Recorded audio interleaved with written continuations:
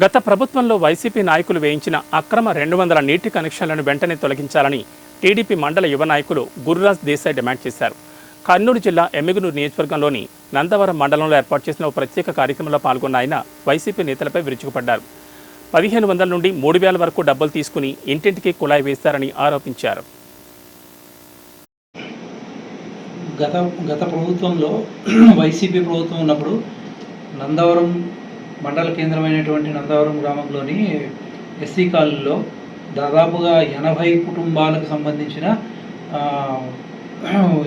TDP కార్యకర్తలు అని చెప్పేసి ఆ రోజు గతంలో కొన్ని 3 సంవత్సరాల మేబీ ఒక 3 సంవత్సరాల కిందట వాళ్లకు త్రాగునీటి సరఫరా ఇక్కడ స్థానికంగా ఉన్న వైసీపీ నాయకులు పంచాయతీ సర్పంచ్ గారు ఇద్దరు కలిసి వాళ్లకు త్రాగునీటి సరఫరా నిలుపుదల చేయడం జరిగింది.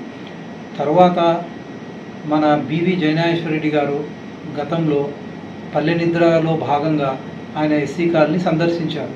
ఆ ఎస్సీ కాలనీకి వచ్చినప్పుడు మేమంతా ఈ త్రాగునీటి సరఫరా నిలుపుదల చేసిన విషయం ఆయనకు తెలియజేశాము.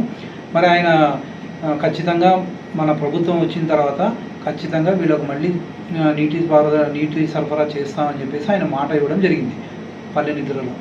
తర్వాత ఒక 3 నెలల కిందట సారు బివి జయనాగేశ్వరరెడ్డి గారు ఎమ్మెల్యే అయిన తర్వాత తెలుగుదేశం పార్టీ అధికారంలోకి వచ్చిన తర్వాత ఫస్ట్ టైం మన నందవరం మండలానికి నందవరం గ్రామానికి ఎండిఓ కార్యాలయంలో ఆయన అధికారులతో సమీక్ష నిర్వహిస్తున్నప్పుడు నేను ఈ విషయం ఎమ్మెల్యే గారి దృష్టికి తీసుకెళ్ళగా ఎమ్మెల్యే గారు స్పందించి వెంటనే అధికారులకు ఆదేశించి వీళ్ళకు తప్పకుండా వెంటనే వీళ్ళకు నీటి సరఫరా చేయాలని చెప్పేసి ఆదేశించారు.